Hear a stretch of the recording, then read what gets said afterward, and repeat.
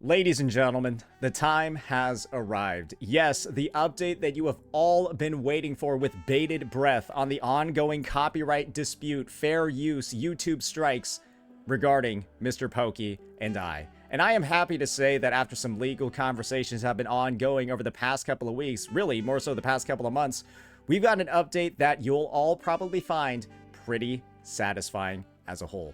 So without further ado, I prepared a nice little slideshow to christen the occasion, and we'll be walking through everything that has occurred from then until now and explain some of the radio silence that you've been seeing recently. So first things first, we're going to court. And by court, I actually mean the CCB. And the CCB is basically a legal proceeding that we'll be going to instead of federal court to handle this copyright dispute, copyright and fair use dispute. First things first, though, we got to answer this question. How did we get here? Because a lot of people might be saying legal action, something that could cost thousands of dollars, maybe tens of thousands of dollars, that seems a little bit too much, especially considering the scope. This is just a single YouTube video. Aren't you doing too much? Let's get some of the details straight first. So first things first, my video, The Tragic Downfall of MrPokke, was struck on February 12th by MrPokke. And the reason for that strike was, of course, copyright and violating fair use. Second, my lawyer filed a counter notification very shortly after the strike, detailing how the video was still within fair use and that the strike, well, it wasn't really something that was very legitimate. And then MrPokke made a response. Legal action by filing a claim with the CCB. So instead of blaming me or saying that I'm the person that is the reason for why this is all happening, let's get this straight. MrPokke asked for all of this. Now from here, we got a bit of a situation, right? Why have there been no updates? Is Saint scared? Has he been gagged by his lawyer? Is this something that he just really doesn't want to talk about because it's going badly for him? Well, I've got to correct some of that misinformation that's been floating around, right? So first things first, this case is a slam dunk for me and my team. And one of the reasons for that is, well, due to the fact that MrPokke made some objectively false statements in his initial CCB claim. You can actually see the highlighted line over here. Although the respondent seldomly pauses the playback to add commentary, the underlying visual content, whatever, remains intact, substantially unchanged. This is impossible to actually be true. And one of the reasons for that is I've got the length of the struck video over here, 1 hour and 22 minutes and 13 seconds. MrPokke's original video, which the struck video is a reaction, a critique commentary video towards, was 20 minutes and 41 seconds. I don't know about you, but it requires probably more than a seldom pause to more than triple, really, it's quadruple the original video's length. The original video was 20 minutes and 41 seconds, and my react is 80 minutes. Really, it's 82 minutes and 13 seconds. That's basically 4 times the length. And naturally, that would require more than a seldom pause here and then to actually, well, have something like that happen. And so, naturally, you can probably see what's going on over here. The facts don't seem to match up with reality in this circumstance. Next up, though, we've got this.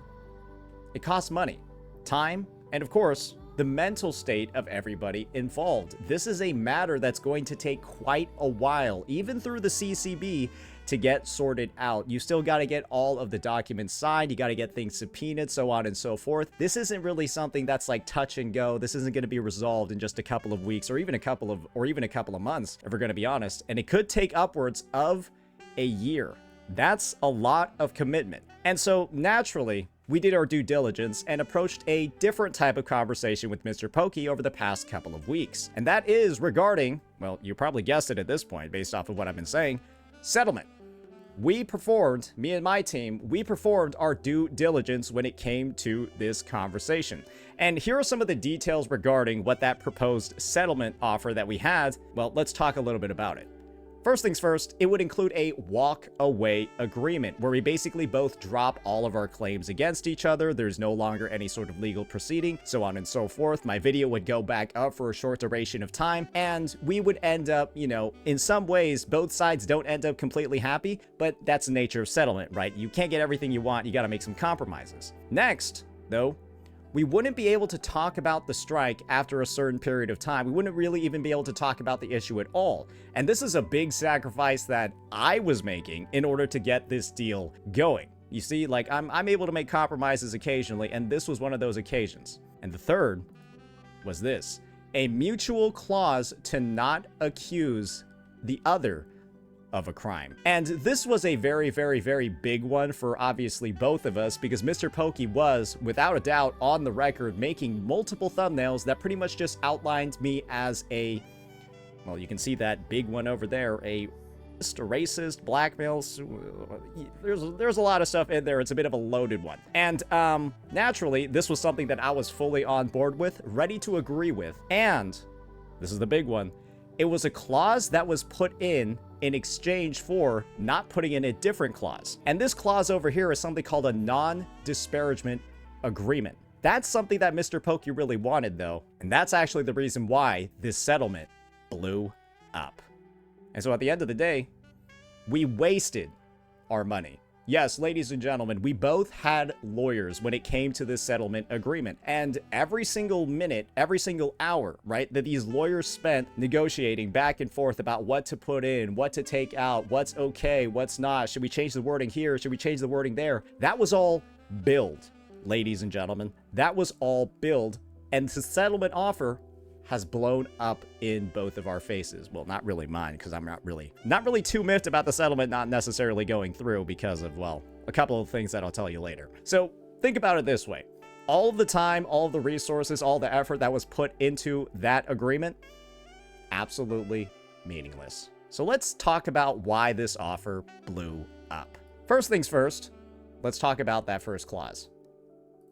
A non-disparagement clause. And if you're wondering what this is, I've got a bit of a definition here for you. A non-disparagement clause is a provision in an agreement that prohibits the involved parties from making any negative statements, remarks, or representations about each other. And these types of clauses are typically found in agreements like employment contracts, separation agreements, or marital settlement agreements, blah, blah, blah. And this seems to be one of those situations where Pokke and his team really wanted to slide one in. Let me remind you that this is a copyright situation, a copyright claim over free use, over copyright infringement, not harassment, not defamation, not anything of those kinds. And the end result of putting a non-disparagement clause, something that doesn't allow us to talk about each other, critique each other, so on and so forth, in a copyright infringement case, that wasn't really something that made sense. And one of the big things that me and my team pushed for in this settlement agreement was not having one of these. Because of course, I don't think it's very legitimate. I don't think it's very sensical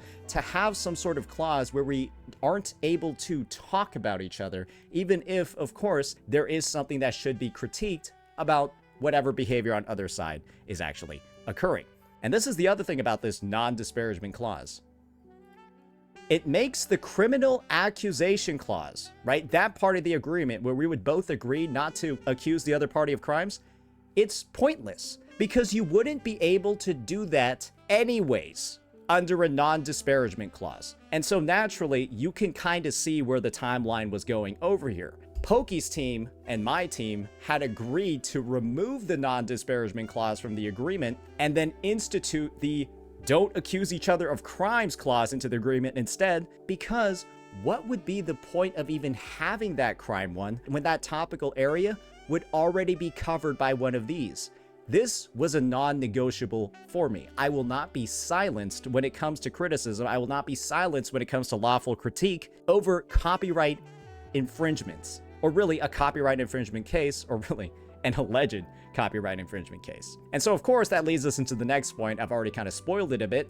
What a non-disparagement clause actually does is, while it does silence illegal remarks, it also silences truthful, lawful criticism, such as me calling out MrPokke's behavior when it comes to games like Arknight's Enfield, him really saying that the game is amazing, great, the best stuff ever, the best 1.0 experience ever, and then he proceeds to not play it for 3 months, right? Calling out the behavior of giving a game its laurels, making it seem like it's one of the best things ever, but then proceeding to not play it yourself. That would not be allowed under an agreement like this, and of course, I found that unacceptable as a creator that delves very deeply into critique content within the gacha space. And fourth, over here, this is the big one.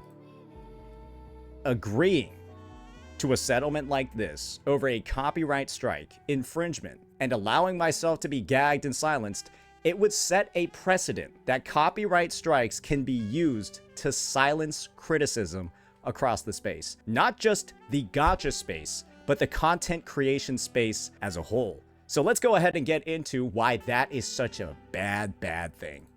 All right, so why would this be bad? Silencing criticism. Think about critical creators. An example over here of a critical creator who makes content on other individuals when they proceed to, make a bit of a boo-boo online is MrPokke. This is the type of creator that would be at most risk if a precedent like this were to be able to get through. Imagine if you used a clip, right? Or you reacted to a portion of somebody's stream where they happened to do something that was really abhorrent, really bad. Maybe something like electroshock therapying their dog live on stream because they wouldn't, you kind of get what's going on, right? Imagine if somebody like Hassan were to go ahead and simply copyright strike MrPokke and then bully them in the legal system, the YouTube DMCA system, until they signed a non-disparagement agreement through settlement just because they want to get it over with. And then from there, MrPokke is no longer allowed to talk about Hassan anymore. And then, of course, this guy's able to get off scot-free doing whatever he wants with whatever remote devices anywhere in, when it comes to taking care of his pets, right? That would result in him being legally banned from critiquing creators who actually deserve it. And now you can also think about it this way. This means that by rejecting this settlement offer, not negotiating with it at all, and moving forward from here, we're defending critics everywhere. Not just critics within the gacha space. And I thought Tectone was an appropriate guy to put in over here because he's he's a perfect example of somebody that's no longer in the gacha space and is, of course, still a massive critic. So now, moving forward, right? Settlement is off the table. And these are the options that exist for MrPokke when it comes to resolving this issue. The first one is Pokke just goes ahead and retracts his claim. That would result in me reporting that to YouTube. My video goes back up. Who knows what sort of consequences would be available for him for, basically extending this entire situation, demonetizing, or really not allowing me to monetize that video, so on and so forth. A lot of potential things to think about with this option. The second one is we proceed to litigation. And that's where I think this one will go. However, it does really seem like Pokke and his team are dragging their feet. And that's actually one of the reasons why I'm making this video, because we have asked for certain documents. We have asked for certain waivers so that we can begin this proceeding, and they just won't give it to us. And third, this is something that's likely going to happen after B. We settle during litigation. And this is the thing. If we have a settlement after litigation has started, like I said before, the original settlement is off the table. Those terms that we were talking about, they will look nothing like the new ones. I can guarantee that. So moving forward, these are the three options that Pokke has available. C is really just to build off of B, so it's really just two. We'll see what the response is. Now let's talk a little bit about what's actually going on with the CCB, give some context about that. All right, what is the CCB? So first things first, the CCB is the Copyright Claims Board. It is an alternative to federal court that's streamlined, cheaper, and faster. However, it's still goddamn expensive. Yeah, it could cost upwards of like tens of thousands to potentially hundreds of thousands of dollars, but not really close to the potential millions that would be involved in something that goes to federal court. Second, the CCB is led by copyright experts. Yes, ladies and gentlemen, individuals who know this stuff like the back of their hand because they've got decades of experience engaging with fair use, applying it, and of course, having some judgments made on it. And third, it's going to be able to give us a definitive judgment. Did MrPokke abuse the YouTube copyright strike system to take my video down? Or through my 1 hour and 22-minute reaction to his 20-minute video, did I violate fair use? And with a team of experts with tons of experience in the field deciding, arbitrating on what side is correct in this case, that's where that definitive judgment comes from. Because this isn't like having like some random judge that may or may not actually be well versed in copyright law proceeding over the case. No, like I said before, these are experts in their field, and they'll probably be able to give the most accurate judgment possible. Now, moving forward, let's talk about the legal side. Right, let's talk about the representative side. As you can probably see over here, I am going to be represented by the lawyer of H3H3. That's who I'm going to have on my side, talking through all of my arguments in court. MrPokke, on the other hand, well, we'll talk about that in a bit. So, the facts about MrPokke's CCB claim, and of course his side of the proceeding. As far as I'm aware, there could have been some updates made, but this is the information that I am aware of as of now. MrPokke is representing himself. He did not list his lawyer or anybody from his legal team on the official CCB documents, so there's a lot of reasons for why he could be doing this, but the main one out there is likely to save on legal fees. I think that's the main headcanon right now, at least for me. You're free to come up with whatever thing you'd like. Second, he also made objectively false statements in his initial CCB claim. We already saw a shining example of that over there by saying that I seldomly paused during my 1 hour and 22-minute react to his 20-minute video, and that's one of the big reasons for why it violated fair use. You get what's going on there, right? And third, he could be responsible due to a gross misrepresentation of the actual facts in his claim. There's a good chance he could be responsible for paying me legal fees if judgment is found to be in my favor. You remember what I said before about Pokke and his team kind of like dragging their feet, really pushing for settlement, but then also trying to slide in the non-disparagement agreement at the same time? I would almost describe that as really wanting to have your cake and eat it too, and unfortunately, it's resulted in the settlement just being completely off the table, and so now we're pushing towards litigation. But even in that case, yeah, they're taking a really long time to get us the forms, so please, send them over to us. Now, for some more fun facts, because of course, I know the audience loves those. When it comes to MrPokke, he's a guy from Singapore. He's got no experience with the American legal justice system, or at least as far as I'm concerned, he has no experience. If he did, I would be shocked, and I would also ask the question of how the hell would he even have that? As a guy from Singapore, a Singapore national that isn't well versed in US copyright law, I do think it is a decision to represent yourself in this case, even if the goal is to save money. Most would say that probably won't give you the highest chance of victory, but maybe he's got something up his sleeve. Second, my lawyer, H3H3's lawyer, is one that has litigated some landmark fair use cases. You can see Hilla and Ethan Klein over here, and as you're all aware, they had that very, very, very interesting case versus Matt Haas, where Matt Haas kind of did, the same sort of motion, the copyright strikey into the take the video downy, and then they filed the counter notification, and then he took him to courty. He lost, and let's just say his career has never really recovered since. And third, well, I've got some good news and some good updates over here. I've got an Oiler. Right? This is just a bit of a Twitch excerpt chat from that Oiler over here. Feet Supremacy. You have my email from Streamlabs, right? Email me. Let's go full lawyer. Try to counter his stuff. Could you confirm if you have my email? Let's go full lawyer. And I can confirm as of this date, knowing that we're going to litigation and knowing that there's been some developments over here. Feet Supremacy has come through, ladies and gentlemen, and so we are fully stocked, we are ready to go, and this legal battle is ready to begin. We just need the forms from MrPokke. And this is going to be the funniest thing. This is probably going to be the most bitter pill to swallow for anyone wishing for my potential downfall. My strike, as I mentioned before, was received on February 12th, 2026. God damn, that was a while ago. It is now April 23rd, 2026. And you can see over here, this strike is already set to expire by May 13th once copyright school is completed.